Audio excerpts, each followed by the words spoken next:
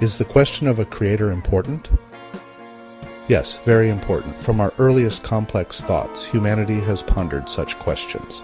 For the last few thousand years, we've approached it from three distinct lenses: religion, science, and philosophy.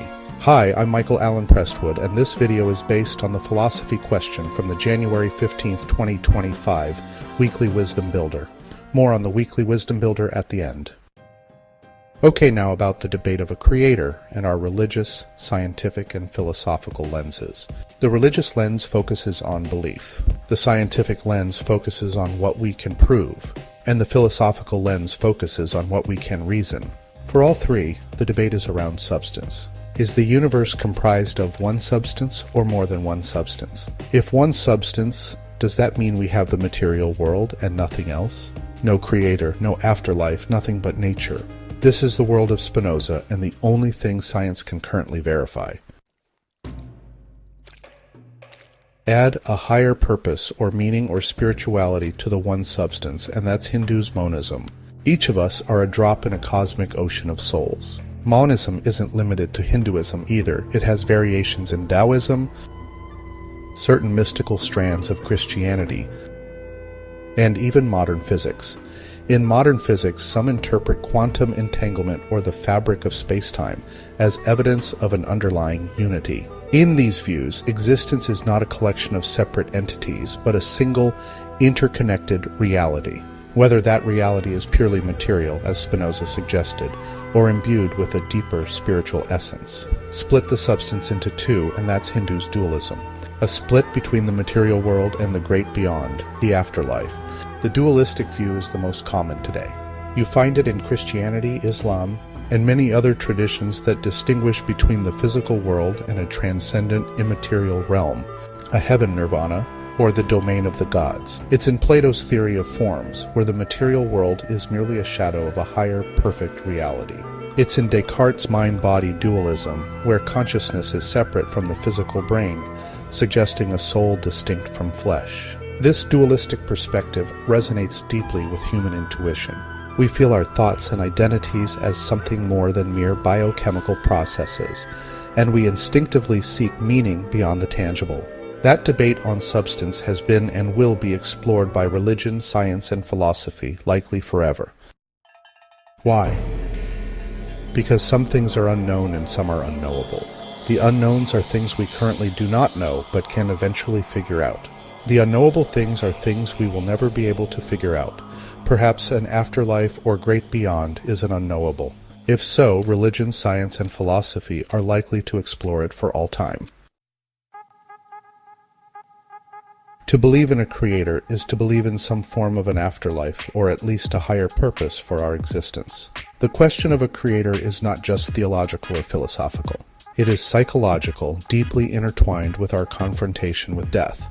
The awareness of our own impermanence creates an existential tension that we are compelled to resolve. Some find solace in faith, embracing the idea of a guiding intelligence that offers continuity beyond the grave. For others, the pursuit of knowledge, scientific or philosophical, provides its own comfort, replacing divine intention with an appreciation for the intricate, self-organizing principles of the universe. Some reject the need for a grand narrative altogether, finding peace in the immediacy of lived experience, in love, creativity, or the simple beauty of existing, however briefly. And for others still, the question itself is unsettling.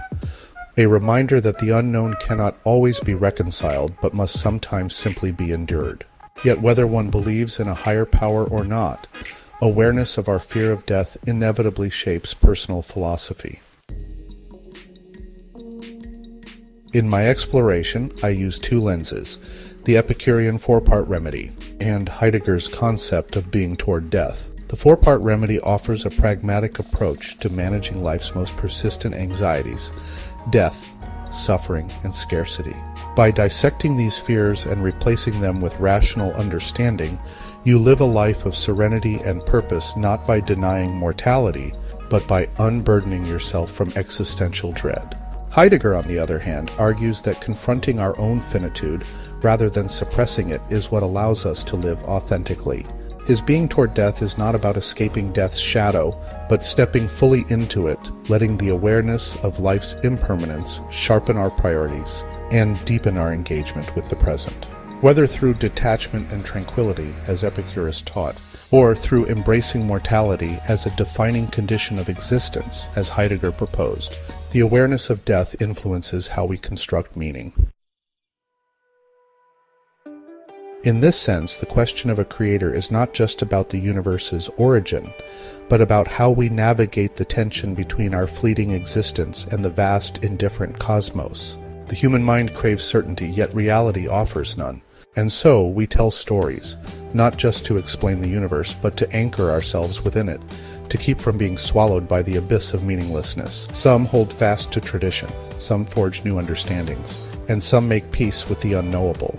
In the end, whether or not a creator exists may be beyond our grasp, but the question itself remains vital. After all, it is, at its core, about how we make peace with the inevitability of our own non-existence. And so, whether or not a creator exists, we will always seek ways to frame our place in the cosmos. This question, perhaps the most fundamental of all, will remain with us, guiding our search for meaning, purpose, and understanding. In my book 30 Philosophers, I tell the story of human thought over the last 5,000 years. It's the story of our best ideas that stand up to the rigor of science today. It is a look at the history of philosophy using an empirical first lens. The book never gives a direct answer to whether a creator exists, but it does explore the question and gives you the tools you need to guide your existence. For example, Chapter 3 on Gargi Vachaknavi covers early Vedic tradition, monism, dualism, and holism. Chapters 15 and 16 touch on the origin stories for Christianity and Islam, even while their focus is on exploring time, eternity, and the intellect. Chapter 25 on Spinoza's monism introduces the material spiritual framework, which is what I use to explore these questions. By the end of the book, it touches on existentialism's focus on living a more fulfilling, authentic life based on who you are. Now, as promised, a bit more about the Weekly Wisdom Builder. It is a set of 4 one-minute hot topics and a quote published each week. The idea is to provide 4 minutes of guided exploration for your weekends. Each week contains one question from philosophy, science, critical thinking, and history. You build wisdom from the intertwining of these subjects. Visit touchstonetruth.com for more information.